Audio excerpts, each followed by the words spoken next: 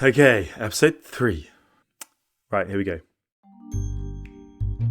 This is Grounded, a climate startup journey. In case you've taken a break since our last episode, here's a quick recap. So far, I've taken the plunge and decided to use my redundancy as an opportunity to found a carbon removal business. I've also worked out where to do it, on a farm in Cornwall. Now, I need to get my hands on a machine to help me make biochar. If any of that's new information, check out the first 2 episodes of the show. If you're all set, let's dive in. I've been looking at machinery for a while now. You can get one machine that costs £20,000. Then you get another machine which costs upwards of 2 million euros. Wow. If you drop 2 million quid on a machine, what else would you expect? Constant monitoring, 24/7 uptime, an automated feedstock hopper, an automated bagging system, a weighing scale, like everything. Flat screen TV, Yeah. Make sure you can get the cricket on while you're Spotify Premium. Netflix. Speaker. Yeah, the speaker. Yeah. When I started seeing the cost of some of these top-end pyrolysis machines, my first thoughts, I don't think my redundancy package is quite going to cover this. Perhaps I'm going to need a smaller shopping basket. My next thoughts were, could I engineer a crash in the Euro, or could I hack the lottery? Maybe I should set up an OnlyFans account. Admittedly, none of these had been part of my original plan, but needs must. You see, way back when I'd heard about biochar for the carbon removal show, I'd learned that making it can be a relatively DIY and stripped back process, certainly compared to a lot of other carbon removal methods. Okay, Tom, I have some really exciting news for you. You can actually start contributing to the carbon removal space in your own back garden. And it only costs like 700 quid. A little place where I gather all of my organic waste and throw it in a kiln, make some biochar. Amazing. So what are you going to do with the biochar? Well, and then I can use it in my garden. I can feel good about myself because I'm storing a lot of carbon in my soil. That's my co-host Emily, I of think course. It's going to be the perfect little... And yes, she really was that excited about the thought of making her own biochar. I guess her enthusiasm has rubbed off on me. But anyway, the apparent relative simplicity of making biochar had always been one of the appeals compared to other methods. As Emily said, you can literally buy a small pyrolyzer for your back garden or even follow a YouTube tutorial to make your own with a few bits of scrap metal and an oil drum. But I wasn't totally naive. The thing is, these setups probably aren't going to be making top quality biochar for the purposes of carbon removal. And for reasons that'll soon become clear, there's no way you'd be able to mint and sell carbon credits from any biochar they produced. Great if you want to use some waste biomass at home and sprinkle it on your flower beds, not so great if you're trying to build a carbon removal business. So I knew I'd need a slightly more high-tech setup. The second thing I knew was that I didn't want to design and engineer my own biochar machine from scratch, like Mick and Darren Jones had done in Wales. For a lot of biochar companies, this is where they start. Building hardware that's more efficient, more adaptable, or more suited to certain contexts than what's already out there. And all of this work is essential for driving innovation and growth in the industry. But as I've always known, I'm not an engineer, and I really didn't feel I had value to add here. So, I was going to leave the engineering to the experts, and I was going to try and get my hands on a decent bit of kit. I soon realised that shopping for a pyrolysis machine isn't the same as shopping for a new outfit or even a new car. There's nowhere you can go to compare prices, specs, delivery times, for example. There aren't really any product reviews either. You have to do the groundwork. To add to that, many of these manufacturers have only built 1 or 2 units so far, if any. Remember, this is a pretty new and growing industry, so there is a high degree of well-informed trust that goes into this process. In particular, I needed to know things like how much biochar a machine would be able to make and what quality, whether it would be suitable for my location, how efficient it would be, and what sort of feedstock it could take. My mum also reminded me of another factor to bear in mind. What would be your concerns? You'd burn yourself very badly. that the thing would blow up. Yeah, not maiming me is probably high on the list of priorities, and it's actually a serious point. Health and safety is a must. But when I started to get quotes back from machines, the most expensive I found were about 100 times more than the cheapest. There were machines that cost less than the average Brit's salary, and then there were others that cost more than that same average Brit would expect to earn across a lifetime. In relative terms, that's like the difference between a decent road bike and a new BMW sports car. Of course, there were some obvious differences that explain this range. Some could produce larger volumes of biochar, others smaller amounts. Some were highly automated, while others would require more manual labour to make the char. And some looked just really smart, while others looked like pizza ovens. But even taking all these factors into account, I just couldn't understand a 100 times price difference across the market. My friends were still daydreaming. Maybe your own personalised shoveler. You just get them to come along and shovel 7 days a week. Your own biochar butler. The biochar butler comes free. On the one hand, those at the more expensive end of the spectrum felt out of reach. There's just no way I could even think about them without securing major financing before I'd even made an ounce of biochar. But on the other hand, was a cheap machine really up to the job? Could you really make the same product with such different kit? This was undoubtedly the biggest decision I'd had to make so far, and I needed to pick the brains of someone who'd been down this road before. So I was an engineering officer in the British Army for a number of years, and when I left, I had an opportunity to join the Future Forest Company. This is Rob Palmer, talking about how he got his first taste of carbon removal. Future Forest was initially focused on methods like reforestation and restoring natural habitats, but at the time was exploring other strands of carbon removal, including biochar. I'm sitting down with him because, like me, Rob quickly caught the biochar bug. And like me, he turned his enthusiasm into a business. I found a business partner and an investor, and we took a pyrolysis unit, and I set up separately a company called Dark Black under the premise that we would take a pyrolysis unit, a continuous pyrolysis unit, we would set up on a composting and a boral waste site, and we would take the green waste from household green bin and convert that into stable biochar, which would then go back into the composting, and then you'd have quite a nice circular environment there by which to then take that compost and put it on agricultural land was the idea. Here Rob mentioned Dark Black's continuous pyrolysis unit. And this touches on one of the big divides in the biochar making world, continuous versus batch systems. Imagine you're baking cookies. In a large factory, you'd likely have a conveyor belt with ingredients added at one end, baking happening in a long heated tunnel in the middle, and freshly baked cookies coming out the other side. You can keep this running pretty much indefinitely, and it's clearly an efficient way of doing things. But it might be overkill if you just wanted to end your day with a plate of cookies and a glass of milk. This is kind of like a continuous pyrolysis system. For your at-home baking needs, you're much more likely to put a set amount of ingredients in a baking tray, turn your oven on, put them in, take them out, and let the oven cool down until you next use it again. This takes more time and labour per cookie and might be less energy efficient in some circumstances, but unless you're running a large business or living with the Cookie Monster, it's probably going to be a lot cheaper and simpler to stick with a regular oven. This is much more akin to a batch pyrolysis system. Now that I've made you hungry, forget the cookies and do the same thing with waste biomass and at a much higher temperature. Well, Rob was thinking big, and he went for the continuous Cookie Monster friendly option.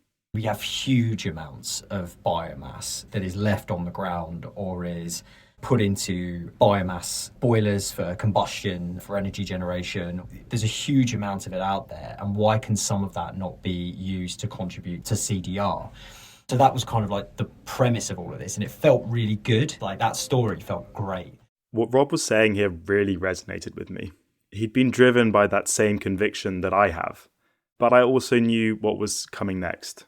It's not that simple, and it's certainly not simple to do in the UK. I think if you're looking at this from a global lens, the UK is not an easy place to do biochar. There are a load of limitations, regulatory, just the way that the finances work as well, actually. There's no subsidies. You don't get anything for doing this. None of this was new to me, but it all really hit home. As I'd already heard and was beginning to discover, the UK can be a hard place to do this. And given this, If it's going to work here, you really need everything on your side. But on top of the usual challenges, Rob was using a fairly wet and non-homogeneous biomass, which is much harder to work with. This meant he needed his machine to be up to scratch. And that machine was a continuous system that had cost a lot of money, and like many machines, was pretty new and untested. Where was the undoing in the project then for you guys? Because it sounds as though like there's so much that can go wrong. Yeah. I think the machine that we purchased was a bit too far on the development side of the being developed biochar machines. And also we purchased it abroad. And so when we brought it to the UK, a load of things weren't conformant with UK standards. To get the machine up to temperature, you have to have gas. So we were using LPG. There's obviously an electrical component to it because you're running motors, you're running electrics. And they just weren't conformant with UK standards. And so health and safety, you're just never going to sign it off. And then because of the capital and operational costs associated with biochar, we were always going to operate on a bit of a knife edge. And ultimately, we just got to a point where the risk was a bit too high for us. And so we needed to close it down and recoup our funds, because I was working for Undo at the time. This was a side project for me. But yeah, it was really painful because you put a lot into it, a lot of late nights, a lot of sacrifices that you have to make in order to make sure that this is gonna deliver. It was just an unfortunate series of events, but you learn so much, right? You learn so much. So yeah. Today, Rob is still working at Undo, where he's the Director of Innovation, focusing on enhanced rock weathering, another promising method of durable carbon removal. I was reminded that whatever happens on your founder journey, you can keep applying that learning and have an impact. But I was also struck by the thought that brilliant people with far more technical expertise than me have struggled to make biochar production work in the UK. Someone in my position, if you were to kind of give advice, what would be your do's and don'ts? I think just start small, start producing, start understanding how your feedstock reacts in the reactor that you're purchasing. Like, understand how to collect data, how to package that, how to go through the validation and verification process with a certification body. Really understand how that whole process and flow works of data, and then understand what you want to do with your produced material. Like, what are you going to do with your biochar? There's not a particularly well, if at all, developed market for biochar at the moment. So, it's likely that you're probably going to have to give it away initially, get farmers to trial it, and get them to give it a go on their land and see how they get on before you can start generating kind of interest here. So I think that's probably the better way of doing it, because then you don't have such a massive capital risk and you can understand all these processes like really well. And there's something to be said about small scale reactors. Like, I think that the idea of decentralization is maybe one that's not really been explored, especially across like Europe and westernized countries. And I do wonder if actually, there is a trick that's being missed in having smaller scale, like on-farm pyrolysis systems that can be a bit more mobile, a bit more flexible. I do wonder if there is an opportunity on the smaller end of the scale. I kept everything Rob had told me at the forefront of my mind as I searched for a machine and met manufacturers. The opportunity he'd identified was the same one that I was hoping to explore for my pilot, a way of doing decentralised biochar in the UK, on-farm, using local biomass and applying the biochar on nearby land. But I still needed to find the right balance between affordability and efficacy. Even if I was looking at the low to mid-end of the market, I wanted a bit of kit that would produce a decent amount of char. Fortunately, Rob had one suggestion in mind. A company called Capchar. Capchar founders, Adam and Chintan, had been in the biochar game for about 3 years. That meant they had 3 more years of hands-on experience than me, but they were still new enough to the space that they were full of enthusiasm and ideas about how to do things differently. We started off because we were in Australia at the time when we first sort of came upon it, and we kind of got to the point where we thought, actually, we want our business to have more of an impact. And at the time, it was a digital rewards company, so we were actually encouraging consumption and encouraging purchasing, And so, you know, once you start to think it through, you're like, actually, am I encouraging the right thing? Am I encouraging, you know, the world to be a better place? And so we got watching a lot of YouTube videos, actually, and then we came across this TerraPressa, and we were like, why is nobody doing this? This seems like really obvious. And then we sort of dug deeper and deeper, and then come across research papers, but it was just generally a really, like a deep dive into biochar from the beginning, really. And we initially started out just wanting to be a software, like a carbon credit provider, because that's our background, so digital marketplaces, that sort of thing. And then we realised that there's no point setting up a marketplace if you've got nothing to sell. So that's where we ended up having to become a project developer. And then we thought, oh, well, we'll just go buy a machine, because that's the obvious thing to do. So we went to Germany, and they were like, yes, you can wait 5 years and you'll get one. And so that's how we ended up going down a technology path, because there just wasn't one in existence, really. Adam and Chintan had a vision for biochar that aligned with my early goals. And they'd got to this vision by identifying exactly the same problems as I had. I think the key was economic viability. So if you look at where biochar works globally, and maybe close to home in Europe, you look at Finland and Germany, who sort of are pioneers in the biochar space. Generally, the reason why I think it works better there than it does over here, or why it started over there, is because they have lots of feedstock, homogeneous feedstock. So you've got Cichus spruce, so you know exactly what you're getting. There's plenty of it. There's a massive wood industry, pulp and paper industry, etc. And they have district heating, so they have a use for the heat immediately. So if you can sell the heat, you know, you don't have to sell the char for quite so expensive, so therefore you can get things going. And so they're a little bit further ahead. And some of the technology is much higher capex. I guess in those countries they've been able to take the capex as part of the business model and make it work, whereas here in the UK we don't have that kind of homogeneity of material. We've got lots of different species and different bits of material that we can put through.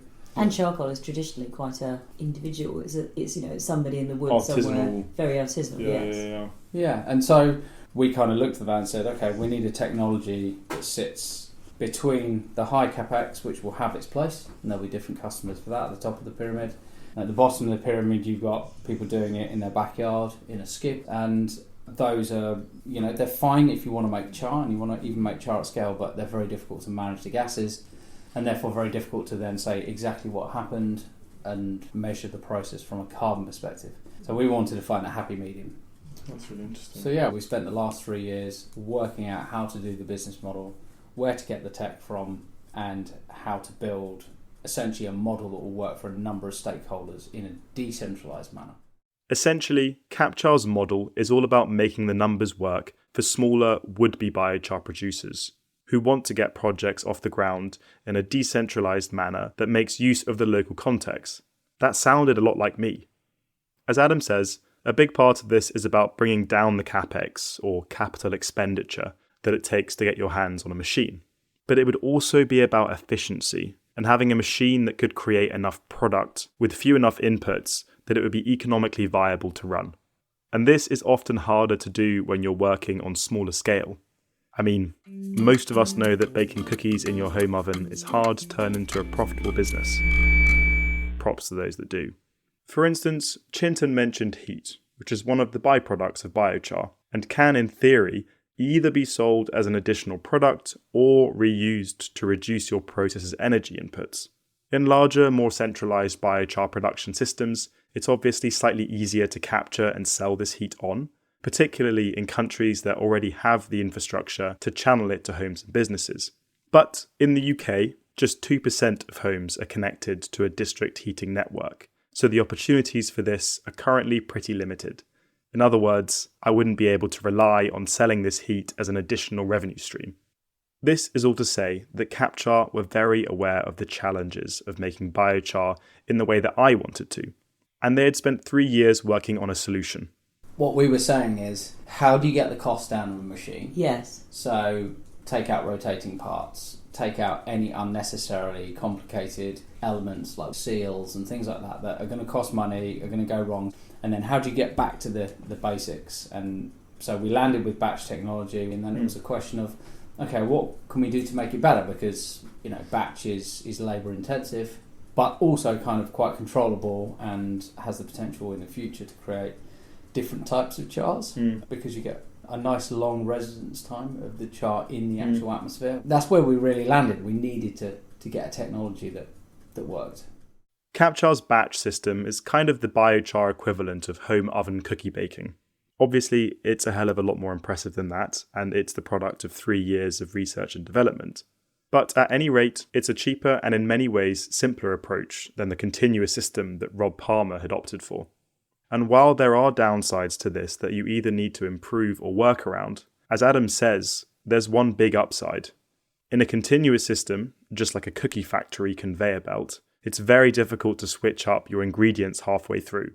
All settings will be optimized for one specific type of cookie.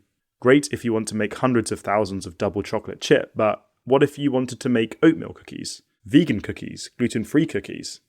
That's much easier to do in your home oven. It's pretty much the same when it comes to biochar. In a batch system, you have the opportunity to switch up your biomass a little more. Maybe adjust depending on the availability or seasonality of different feedstocks. Maybe test out different things and see what gives you the best results. That's what Rob had advised me to do, after all. And when you're trying to do this in as local a way as possible, you'll probably want that flexibility.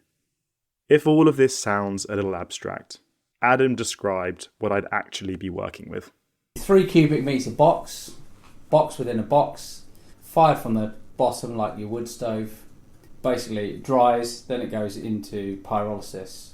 You push the syngases round. Syngases are basically byproduct gases released from the burning of biomass. You reburn and then it self-fuels. So you have to fuel with logs like you would a wood stove at the start, and then it's fueled by its own syngas.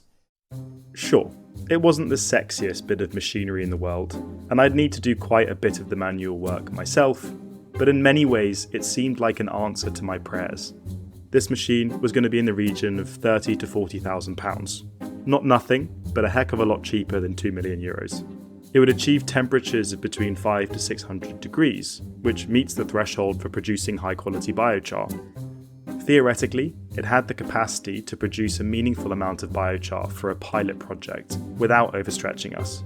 The fact it's a batch system meant that you could test and trial different feedstocks. And a machine like this would mean we wouldn't need any specific permits or permissions from local authorities. Neither planning permission for the site setup, thanks to its smaller size, nor permits for the production of biochar, as it would be below the output threshold, above which you need council approval. Finally, we would be CapChar's first customer. They'd made and tested smaller units, but this size would be new for them, and that meant they'd be really invested in its success. Having been down in the dumps at the prospect of waiting 1.5 years and having to raise €2 million before I could even see an ounce of biochar, I was all of a sudden a lot more excited. This could be a goer. I met with CapChar several times over the following weeks, but like anybody making a big decision, I was looking elsewhere. Think of it as casual dating, and each time I just wanted to know, is this a company that I can see myself with long term? Are our goals aligned? Do we have the same vision? And while I was seeing these pyrolyzer manufacturers, it became very clear that I needed to be thinking about standards. Let me explain. As I said up top, there's a big gap between making the char and getting the credit for it, with several stages along that journey. And the first thing you're going to come up against are standards. Essentially, standards define what good looks like. They help establish that the work you're doing to remove carbon from the atmosphere isn't having outsized negative impacts, and define methodologies for measuring and reporting on these impacts. They're pretty important if you're going to sell removal credits. If you're familiar with the renewable energy sector, you might think of them a bit like renewable energy certificates. If you're more familiar with the cookie industry, I don't really have an analogy for you, unfortunately. It looks like I've exhausted that metaphor, sorry. But suffice to say, if I didn't get this right from the start, my business could easily crumble. One thing if you're a cookie, another thing if you're a climate business. I knew that the carbon credit world has had a bit of a checkered past when it comes to proving its impact. There are good projects, and there are bad projects, and this has understandably fueled skepticism and mistrust. In fact, even as we're making this episode, the BBC released their latest investigation into carbon credit claims. We investigate an industry that claims it can help companies cancel out their carbon pollution. We reveal all is not what it seems with some of these environmental projects. I needed to know that I was doing things properly, and what's more, I wanted to show that I was. And that meant having the backing of a credible standards organisation. Now, there are several different standards to choose from, and each has slightly different eligibility criteria and different requirements. From the outset, I'd expected to go with a standard from an organisation called Puro. Puro's standard is the one I'd been most familiar with during my time at the marketplace, and it's also highly respected, so it seemed like an obvious choice. But I quickly learned that Puro is only interested in projects that will be removing upwards of 1,000 tonnes, well above what I'd initially be capable of. It looked like they were a no-go. But there were others, right? Surely one would work for what I was trying to do. But the more I read, the less confident I was. I've got that network of people to talk to about credits and standards. And I guess I'm not 100% confident on anyone. I just want to get more confident on one of them. Yeah, I think you probably need to do that before you put my money down. Yeah. I started making calls. There's a lot of methodologies out there, and with the quantity, there's a lot of confusion about where suppliers should go. There's also, as you're finding, despite as many as there are out there, there might not be ones that fit. This is Garrett Gard from Sea Capsule, who have their own standard for durable carbon removal like biochar. He helped give me the lay of the land. There are kind of those base metrics that I think every biochar standard hits on. There's their hydrogen to carbon ratio, your feedstocks, their moisture content, your weight, your methane emissions, a variety of things that kind of lead into this model. As Garrett alludes to, a key focus of most standards is the biochar itself. Of course, as he told me, actually going through this process isn't necessarily quick, and it most certainly isn't free, even if it was a necessity. Those are the two biggest concerns that we hear from everybody. It's time and it's money, right? I've heard that it can take up to 2 years for a project to get registered on Vera. Other newer registries on the block, us, Isometric, Puro a little bit. There's length of time, but then there's kind of the costs that are incorporated. Although these were all hurdles, they seemed surmountable. But the stickier thing was that most of these standards describe in a fair bit of detail exactly how you should be doing things and what type of machinery you should be using. Now, when you're trying to have a positive climate impact, a lot of these details are actually super important. Things like, are you measuring and reducing methane or other gas emissions? Is your machine running on fossil fuels? Are you making use of the heat that your process produces? But in this respect, these standards can also be pretty limiting, because even if you've done the work to prove your impact, you might find that you haven't done it in quite the way they require. Crucially, those batch kilns I'd been looking at, like CapChars, most of the standards are written in a way that it's very hard for them to qualify, as I relayed to my friend Alex on a weekend dog walk.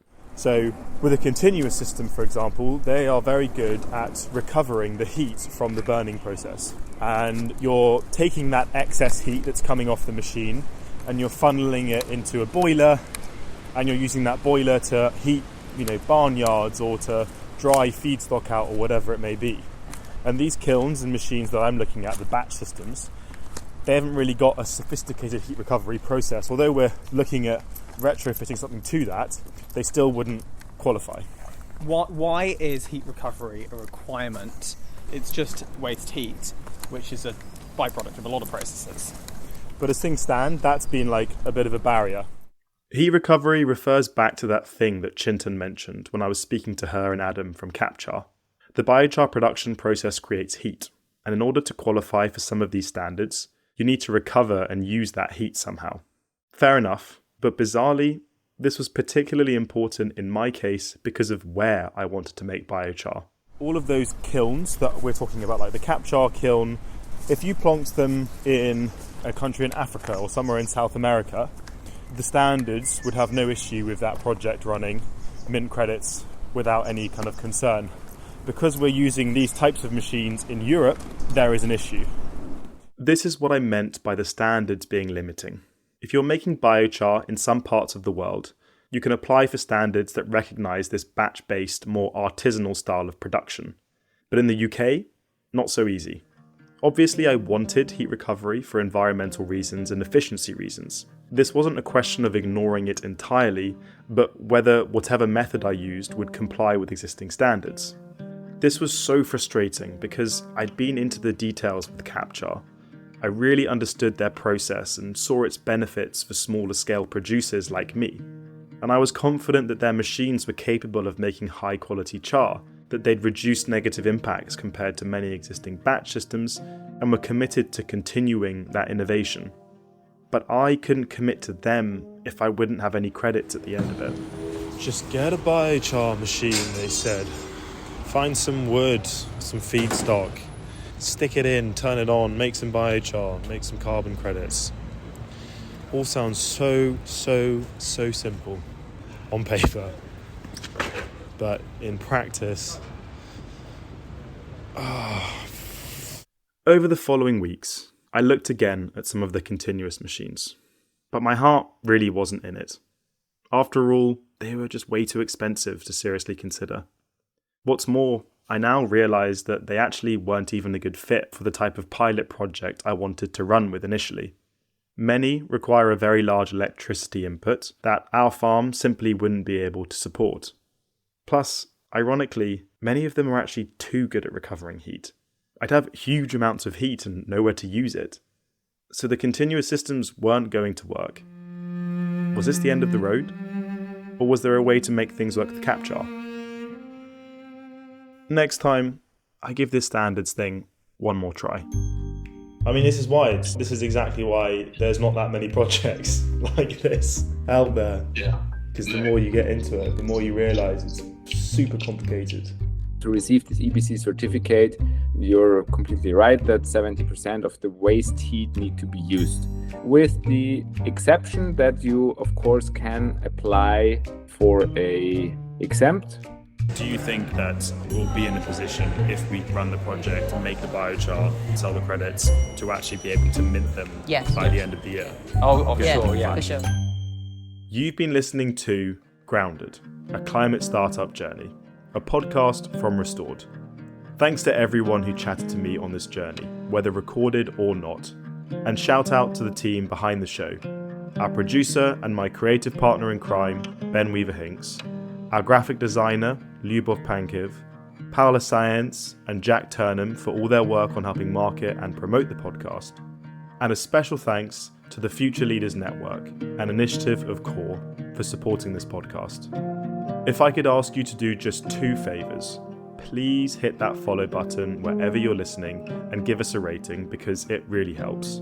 And share this episode with a friend or a colleague who you think might like what we're doing. You can find us on restord.earth. That's restored without the second E, .earth.